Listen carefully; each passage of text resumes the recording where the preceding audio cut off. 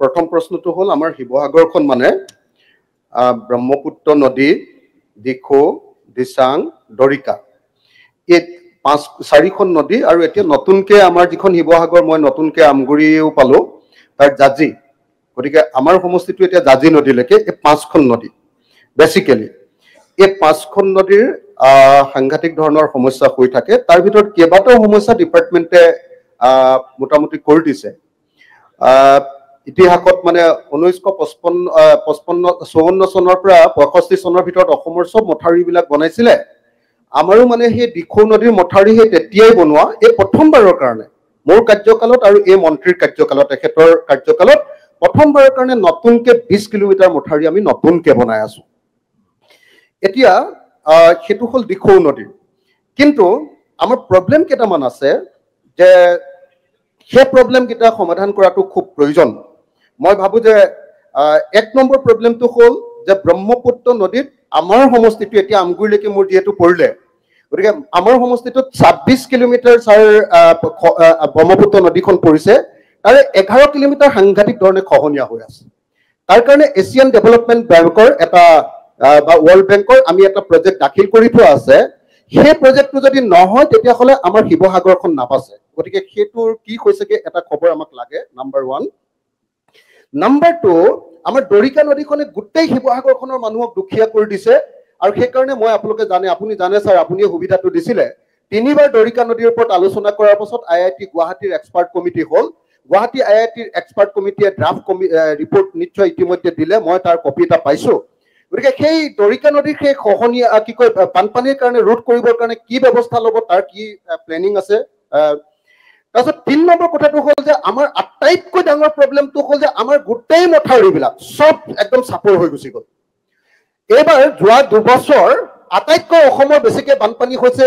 আমাৰ শিৱসাগৰত এইকাৰণে যে মথাউৰি ভগা নাই বেছি, কিন্তু ছাৰ গোটেই মথাউৰিবিলাকে ওপৰেদি পানী পৰিছে। গতিকে মথাউৰিবিলাক যদি ওখ নকৰে, মই ইয়াত প্ৰশ্নটো সুধিছিলো যে মথাউৰিবিলাক যদি ওখ নকৰে তেতিয়াহ'লে সদায় বানপানী হ'ব। এইবিলাক পুৰণি মথাউৰি ছাৰ। সেই ক্ষেত্ৰত দিখৌ দিচাং, মই প্ৰশ্নটো শেষ কৰি লৈছো। আৰু এটা আছে হয় ছাৰ, মই দ্বিতীয় প্ৰশ্নটো আৰু এটা আছে, এইটো প্ৰথম প্ৰশ্ন মই কৈছো, আপুনি পাৰ্ট বাই পাৰ্ট কৰক। আৰু এটা ইয়াৰ লগত এটা 15 ফাইনেন্সত আমাৰ ব্ৰহ্মপুত্ৰৰ অফলাৰ ওপৰত আমি 9 কোটি টকাৰ এটা প্ৰজেক্ট দি থৈছো, সেইটো কি পৰ্যায়ত আছে এইকেইটা প্ৰথমতে কৈ ল'লে মই সেকেন্ড প্ৰশ্নটো কৰিম। অধ্যক্ষ মহোদয়,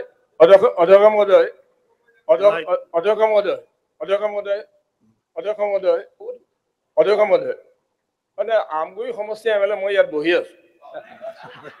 আমগুৰি সমষ্টি MLA কেনেকা আৰু এজন MLA হ'ল ইয়াত হ'ব, তেখেতে আপোনাৰ প্ৰতি সহানুভূতি দেখুৱাইছে, আপুনি পৰিষ্কাৰ কৰি দিব লাগিব। এইটো এজন MLA ইয়াত বহি আছো। সন্মানীয় সদস্যগৰাকী, অধ্যক্ষ মহোদয়, আমগুৰি এটা অংশ মোৰো পৰিছে, মোকো অকমান সুবিধা দিব। অধ্যক্ষ ডাঙৰীয়া, সন্মানীয় সদস্যগৰাকীৰ মুখত আজি ভোটৰ মুখত ৰাম নাম বুলি কয়, এই কথাটো আচলতে এছেম্বলিত ক'ব লাগে নালাগে নাজানো, মই তথাপিতো কৈছো ভোটৰ মুখত আজি ৰাম নাম হৈছে। অধ্যক্ষ ডাঙৰীয়া, সন্মানীয় সদস্যগৰাকীয়ে প্ৰত্যেক দিনাই এটা প্ৰেছ মিটত কয় বা ফেচবুকত দিয়ে, টুইটাৰত দিয়ে যে লোন লৈ আমি অসমখন ধ্বংস কৰিলো। তেখেতে আজি লোন ল'বলৈ আমাক পৰামৰ্শ দিলে। তেখেতক ADBৰ পইচা লাগে, এছিয়ান ডেভেলপমেণ্ট বেংকৰ টকাৰে তেখেতৰ সমষ্টিত ডেভেলপমেণ্ট লাগে। গতিকে তেখেতে আমাৰ লোন লোৱাৰ যিটো আমি প্ৰক্ৰিয়া, আমিতো চেন্ট্ৰেল গভৰ্ণমেণ্টৰ নিয়মতে লোন লওঁ। আৰু ADB অধ্যক্ষ ডাঙৰীয়া আগতেই কৈছো, ADB ৱৰ্ল্ড বেংকে আচলতে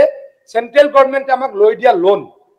তাৰ 20% অসম গভৰ্ণমেণ্টে দিব লাগে, 80% চেন্ট্ৰেল গভৰ্ণমেণ্টে দিয়ে।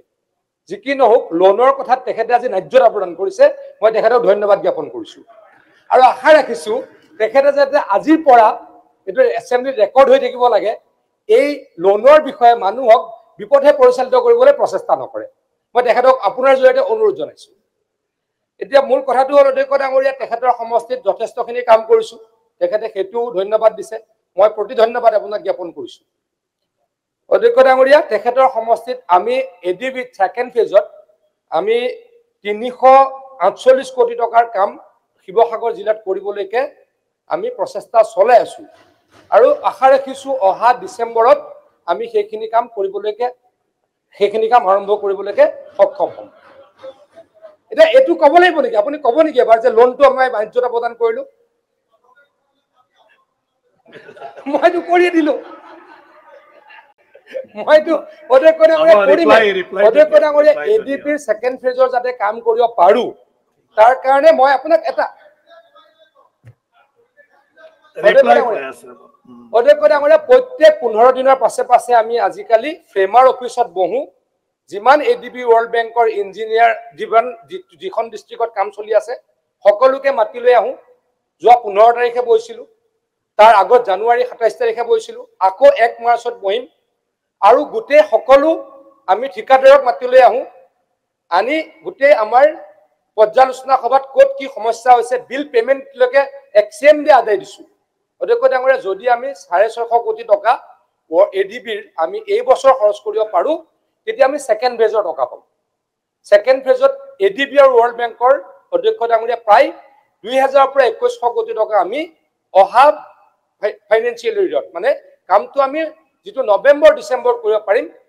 কৰিবলৈ সক্ষম হ'ম সেইকাৰণে অধ্যক্ষ ডাঙৰীয়া আমি অতি তৎপৰতাৰে প্ৰত্যেক 15 দিনৰ পাছে পাছে ফিল্ড ভিজিটটো কৰি আছো ফ্ৰেমাৰ অফিচত আমি ইঞ্জিনিয়াৰক আৰু ঠিকাদাৰ সকলক মাতি আনি অন টেবল আমি ডিসকাশন কৰিছো মানে অন দা স্পট ডিসকাশন কৰিছো আৰু কাম যদি হোৱা নাই তাকো পৰ্যালোচনা কৰিছো আৰু যদি বিল পোৱা নাই তাকো পৰ্যালোচনা কৰিছো অধ্যক্ষ ডাঙৰীয়া এডিবি ৱৰ্ল্ড বেংকৰ ইস্যুটো কেনেকুৱা যে অৰ্ডাৰ দিলে নহব ঠিকাদাৰে পেমেন্ট পাব লাগিব তেতিয়াহে তেওঁলোকে নেক্সট ফেজৰ কাম অনুমোদন দিয়ে অধ্যক্ষ ডাঙৰীয়া এই বছৰ আমি আকৌ কৈছো এডিবিত যদি 650 কোটি টকা খৰচ কৰিব পাৰো আহা বছৰ প্ৰায় 1200 কোটি 1300 কোটি টকা পাম কৰিবলৈকে তীব্ৰতাৰে প্ৰচেষ্টা চলাই আছো এই প্ৰচেষ্টা যদি আমি সক্ষম হওঁ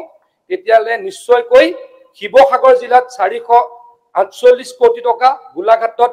463 কোটি টকা যোৰহাটত 444 কোটি টকা ধেমাজিত 379 কোটি টকা অধ্যক্ষ ডাঙৰীয়া অলপ কমে কৈছিলো মুঠ 1642 কোটি টকা এই বছৰ আমি মানে নেক্সট ফাইনান্সিয়েল ইয়াৰত লবলৈকে সক্ষম হ'ম আৰু যদি সক্ষম হওঁ ডিসেম্বৰ বা নৱেম্বৰ বা ডিসেম্বৰ তাৰ কাম আৰম্ভ হ'ব ঠিক তেনেকৈ ৱৰ্ল্ড বেংকৰ কামৰ প্ৰক্ৰিয়া আমি চলাই আছো তাতো প্ৰায় 500 কোটি টকা পাম মুঠৰ ওপৰত অহা বছৰ যদি আমি কামখিনিত সাকসেছ হওঁ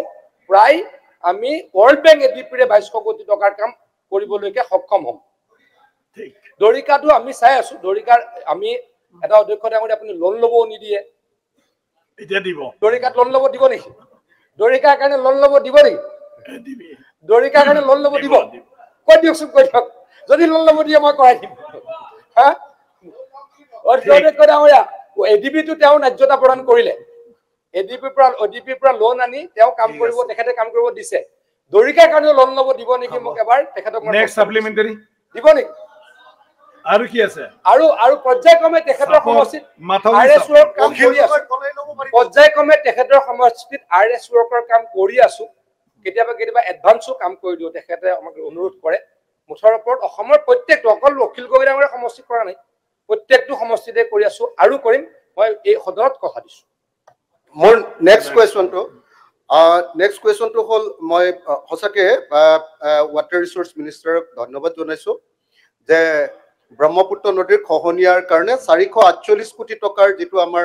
প্ৰজেক্ট আছে সেই প্ৰজেক্টটো তেখেতক আমি খুব ক্লোজলি এটোত কাম কৰি আছো বিশাকৈ লাভ নাই আৰু তেখেতে এটো কৰি দিম বুলি কথা দিছে গতিকে এই যেটো আমি মানে ব্ৰহ্মপুত্ৰৰ যেটো খহনীয়া সেই ব্ৰহ্মপুত্ৰৰ খহনীয়াটোক লৈ মই বাৰম্বাৰ একেটকলৰ ইঞ্জিনিয়াৰ আমাৰ ইঞ্জিনিয়াৰ ডিস্ট্ৰিক্টৰ মিনিষ্টাৰ সবৰ লগত বাৰম্বাৰ মিটিঙত বহি আছো যাতে এই কামটো যাতে সঁচাকে হয় আৰু মই আশা কৰিম যে এটো অহা কেদিনমান ডিসেম্বৰৰ পৰা কাম আৰম্ভ কৰিম বুলি কৈছে মই ধন্যবাদ জনাইছো খালি সাপৰ মথাউৰিখিনি অকন উখ কৰি দিব লাগে হেতু এটা আৰু দৰিকাৰ ৰিপৰ্টটো আহিছে সাকে আপুনি পালে না নাই নাজানো সেই ৰিপৰ্টটোৰ ভিত্তিত কামটো হ'ব লাগে এটা মোৰ সেকেন্ড কোৱেশ্চনটো স্যাৰ এবাৰ অল অসমৰ কাৰণে স্যাৰ একচুয়ালি যদি সঁচাকে বানমুক্ত অসম এখন যদি সঁচাকে যদি গঠন কৰিব লাগে তেতিয়াহলে গোটেই ভাৰতবৰ্ষত দুটা ধৰণে কাম কৰা হয় এটা ষ্ট্ৰাকচাৰেল মেজাৰ্স আৰু আনটো হ'ল নন ষ্ট্ৰাকচাৰেল মেজাৰ্স এতিয়া আমি আমাৰ ষ্ট্ৰাকচাৰেল মেজাৰৰ ভিতৰত অকল দুটা কামে কৰি আছো দুটা কামে এটা কৰি আছো মথাউৰি বনোৱা আৰু আনটো হ'ল আমি খহনীয়া ৰোধ আপোনাৰ কোৱেশ্চনটো এতিয়া স্যাৰ মানে অন্য ষ্ট্ৰাকচাৰেল মেটাৰ আৰু বহুত বস্তু থাকে যদি সঁচাকে বানমুক্ত অসম এখন বনাব লাগে কেৱল আৰু কেৱল মথাউৰি বনোৱাৰ জৰিয়তে সেইটো সম্ভৱপৰ নহয় স্যাৰ সেইটো কৰিবলৈ হ'লে আমি ধৰক ৰিজাৰ্ভাৰ ক্ৰিয়েট কৰা তাৰপিছত এই natural depression suitable improve and regulated এইটো কৰিব লাগিব বা ডাইভাৰ্চন অফ এটা অংশৰ কোনোবা নদী ডাইভাৰ্ট কৰি আকৌ বেলেগ অংশত লগাই দিব লাগিব কৰবাত আকৌ এটা টাউন এখনক বচাবৰ কাৰণে পেৰেলাল সৰু এটা নদী বনাই দিব লাগিব এনেকুৱা ধৰণৰ বহুত পদ্ধতিৰ জৰিয়তেহে ছাৰ আচলতে বানপানী সমস্যাৰ স্থায়ী সমাধান কৰাটো সম্ভৱপৰ হয় কিন্তু অসমত অকল পৰম্পৰাগতভাৱে অকল মথাউৰি নিৰ্মাণৰ কথা চিন্তা কৰি থকা হৈছে যেহেতু এইটো ডিপাৰ্টমেণ্টে খুব মানে অগ্ৰণী ধৰণে মানে কষ্ট কৰি কামটো কৰি আছে আৰু ময়ো এই ডিপাৰ্টমেণ্টৰ ক্ষেত্ৰত সদায় এই গোটেই বস্তুবিলাক লৈ ইঞ্জিনিয়াৰ বিলাকৰ লগত বাৰম্বাৰ বহি বস্তুখিনি আগবঢ়াবলৈ চেষ্টা কৰি আছো গতিকে মোৰ প্ৰশ্নটো হ'ল মন্ত্ৰী ডাঙৰীয়া অকল ষ্ট্ৰাকচাৰেল মেটাৰ মথাউৰি বনোৱাৰ বাহিৰে আৰু কি ব্যৱস্থাৰে আচলতে অসমৰ বানপানী সমস্যাৰ বিশেষকৈ ব্ৰহ্মপুত্ৰ নদীৰ খহনীয়া আৰু বানপানী সমস্যাৰ স্থায়ী সমাধান কৰিবৰ কাৰণে ব্যৱস্থা ল'ব কৈছে এইটো কথা জনালে ভাল আমি কেন্দ্ৰীয় চৰকাৰক এই বছৰ প্ৰায় 650 কোটি টকাৰ 692 কোটি টকাৰ প্ৰজেক্ট আমি জমা দিছো অধ্যক্ষ ডাঙৰীয়া তাতে 15টা আমি ৰিজাৰ্ভাৰ বনাবলৈকে প্ৰস্তাৱ দিছো আচলতে যেটো কেন্দ্ৰীয় গৃহমন্ত্ৰী সন্মানীয় অমিত শাহ ডাঙৰীয়াই কৈছিলে যে অসমত পুখুৰী বনোৱা হ'ব আৰু অসমৰ বানপানী প্ৰতিৰোধ কৰা হ'ব এতিয়া অধ্যক্ষ ডাঙৰীয়া বহু ব্যক্তিয়ে পুখুৰী বনোৱাটোক লৈ তাচিল্য কৰিছিল অখিল গগৈ ডাঙৰীয়া কৰিছিল নাই নাজানো কিন্তু বহু ব্যক্তিয়ে তাচিল্য কৰিছিল আজি তেখেতে ক'লে যে ৰিজাৰ্ভাৰ বনাব লাগে আচলতে গৃহমন্ত্ৰী ডাঙৰীয়া হিন্দীত কৈছিলে তেখেতে পুখুৰী বুলি ক'লে আৰু আপুনি ইংলিছত ক'লে মই ইংলিছত ক'লো ৰিজাৰ্ভাৰ বুলি ক'লো ডিফাৰেন্স এইটোৱে অধ্যক্ষ ডাঙৰীয়া কেন্দ্ৰীয় চৰকাৰে আমাক কথা দিছে যে অতি সোনকালেই অসম চৰকাৰক প্ৰায় 600-650 কোটি টকা দিব আৰু আমি ইতিমধ্যে 15টা আমি ৰিজাৰ্ভাৰ বনাবলৈকে ডিপিআৰ বনাই কেন্দ্ৰীয় চৰকাৰক জমা দিছো আৰু আমি কেন্দ্ৰীয় চৰকাৰৰ পৰা আশাবাদী গভীৰভাৱে আশাবাদী যে ধনৰ আবণ্টন পাম আৰু এই ৰিজাৰ্ভাৰসমূহ আৰম্ভ কৰিম পৰ্যায়ক্ৰমে 15টা ৰিজাৰ্ভাৰ অধ্যক্ষ ডাঙৰীয়া অসমৰ বানপানীৰ সমস্যা সম্পূৰ্ণ সমাধান হ'ব বুলি নকওঁ কিন্তু অধ্যক্ষ ডাঙৰীয়া এটা কথা ঠিক যে আমি ষ্ট্ৰাকচাৰেল যিখিনি আমি কাম কৰিছো তাতো যথেষ্ট বানপানীৰ সমস্যা সমাধান হৈছে অধ্যক্ষ ডাঙৰীয়া আপুনি যদি আজি ধেমাজিলৈ চাই তাত 70% বানপানী নাইকিয়া হৈছে আজি আপুনি মৰিগাঁও জিলালৈকে চাওক 70% বানপানী নাইকিয়া হৈছে তেখেতৰ সমষ্টিতে মথাউৰি বনাব লাগে বুলি মথাউৰি বনাই দিছো বানপানী নিশ্চয়কৈ তেখেতৰ সমষ্টিটো কম হৈছে মাজুলীত বানপানী লখিমপুৰত বানপানীৰ সমস্যা সমাধান নিশ্চয়কৈ 70% লৈকে হৈছে বুলি মই দৃঢ়তাৰে কওঁ অধ্যক্ষ ডাঙৰীয়া বিটিচিত আপোনাৰ সমষ্টিত আমি কেনেকৈ শুক্লাই নদীত কি কাম কৰিছো তাত কেনেকৈ সুফল পাইছো আপুনি নিশ্চয়কৈ জানে অধ্যক্ষ ডাঙৰীয়া এনেকৈ মই আকৌ কৈছো কেতিয়াও কোনো আমি সেম আমাৰ ৱৰ্ল্ড বেংকৰ কাম আমি ক'ত কৰিছো বৰপেটাতে কৰিছো গোৱালপাৰাত কৰিছো লাহৰীঘাটত কৰিছো সকলো অসমৰ প্ৰত্যেকটো সমষ্টিতে পুঁজি সাপেক্ষে কৰিবলৈকে চেষ্টা কৰিছো অধ্যক্ষ ডাঙৰীয়া অকল আমি ষ্ট্ৰাকচাৰেল কাম কৰিয়ে বানপানীৰ সমস্যা সমাধান কৰিবলৈ মথাউৰি বনাই বানপানীৰ সমস্যা সমাধান কৰিবলৈকে বিচৰা নাই অন্য কামবিলাকো কৰিছো এই ক্ষেত্ৰত আমি আগবাঢ়িছো